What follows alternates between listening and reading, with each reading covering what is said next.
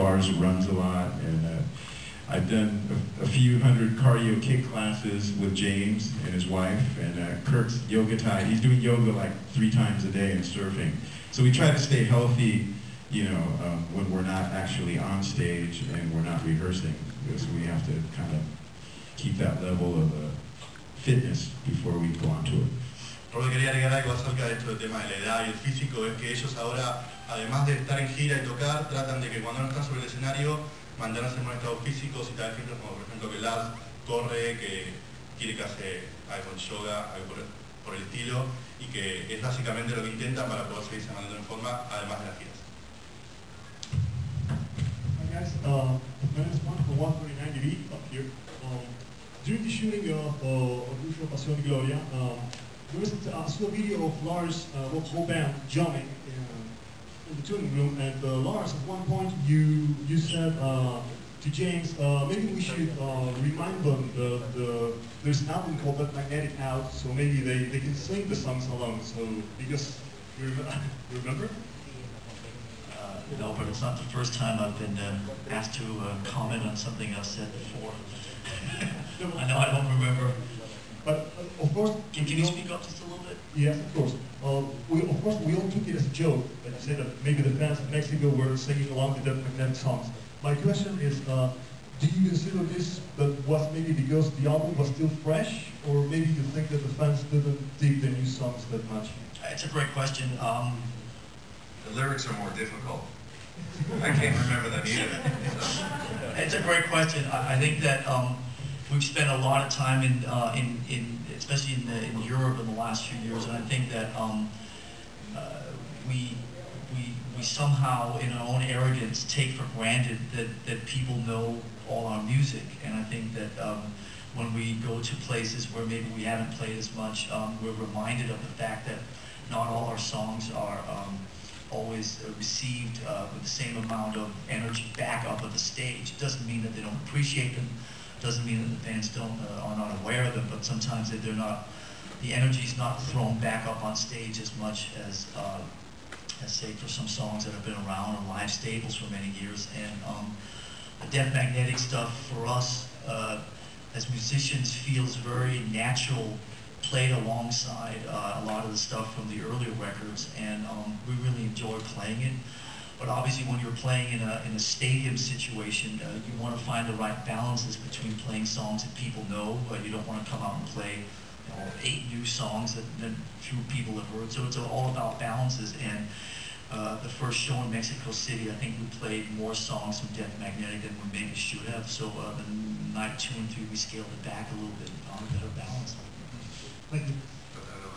El periodista preguntaba acerca de que en México tocaban las canciones nuevas de Death Magnetic y las cantaba todo el público como si fueran clásicos, entonces si eso lo atribuían a que las canciones están frescas porque el disco acaba de salir o porque creen que el público las aceptó muy bien como parte, digamos, de los temas más conocidos. Ellos piensan que es una pregunta difícil, no saben bien.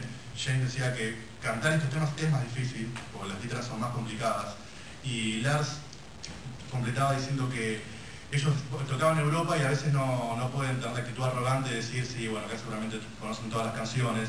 Entonces tratan de hacer un balance. Están muy orgullosos de las canciones de Death Magnetic y suponen que por eso debe pasar también eso en el público, pero que tratan de hacer balance entre los temas nuevos y los viejos, y que en México probablemente hayan tocado más canciones de Death Magnetic que en ningún otro lado. Hello, here. Joanna from Telefe Noticias.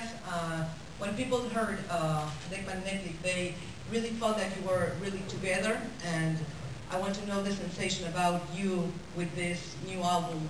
It's like you feel really together, because we can feel that the energy between all of you. It's amazing in this album. How do you feel? Well, you know, I think Death Magnetic as an album, it is just a very, very energetic album to begin with, and it's hard to sit down and listen to that album and not feel somewhat sort of like energized and to feel all the energy that we as a band have put into the album. And you know, for me, I think it's it's a great display of our capabilities right now as a band. La pregunta era acerca de que este disco, como que en la opinión de la periodista, nos presenta muy unidos, como muy bien, muy cohesionados como banda, como lo sentían ellos, y Kip decía que sí, que probablemente pase eso porque sienten que el disco en sí tiene mucha energía, y él, por ejemplo, cuando escucha el disco tranquilo en su casa, se siente como energizado, entonces que probablemente pase eso. One of the things too is Rick Rubin, what he conveyed to us is he actually wanted us to put a body of music together that he felt was fresh and would excite people that had never heard of Metallica. And at one point in the studio, he was like, okay, everybody stand up and play like you're performing. So a lot of the album was actually cut standing up and rocking out. So I think there's that kind of fresh element to it, instead of sitting down and, drinking your coffee. Sitting down playing drums. Yeah. Lars was even standing up. Playing Death Magnetic, standing up on drums, not easy. Trust me. Robert explicaba que a lo mejor uno de los motivos es que en la grabación de Death Magnetic la actitud que tenían ellos en el estudio era de estar parados, o sea, estar como si estuvieran arriba de un escenario y no sentados en una silla tomando un café y grabando sus partes. James bromeaba con Lars acerca de que él se tenía que parar también para grabar las partes, y Lars completaba diciendo, sí, grabar Death Magnetic de pie es muy difícil. Hola, Salem. Hugo García, revista Headbangers. Bueno, en unos pocos meses va a pasar algo que para los metaleros es bastante importante, y es que Metallica va a tocar con Slayer, con Megadeth y con Anthrax juntos en varios festivales en Europa. Quería preguntarles si para ellos es algo especial o si es un show más, y también si hay alguna chance de que pase lo que todos esperamos, que el Colorado ese que toca en Megadeth suba a tocar con ellos.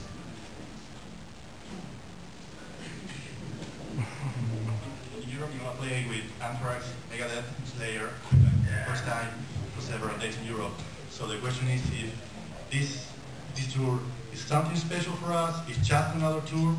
And the second part of the question is if you maybe fancy about the fact that some guy in another band called Megadeth maybe joined. I'm confused at the question. Is talking about the special tour in Europe? Yes, not here. No, Okay. There. Yes, very special. I think around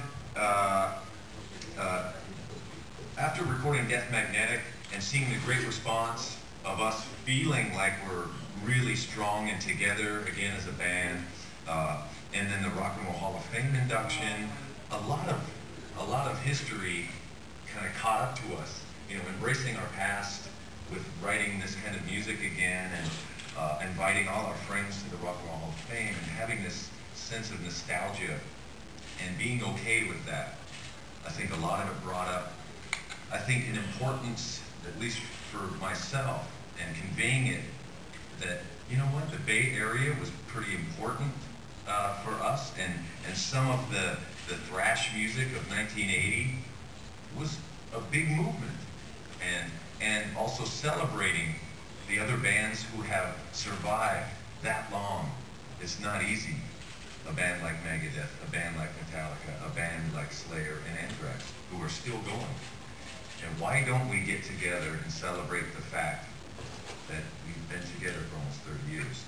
And we were trying to do that a little earlier, but just till now, everyone was available and willing to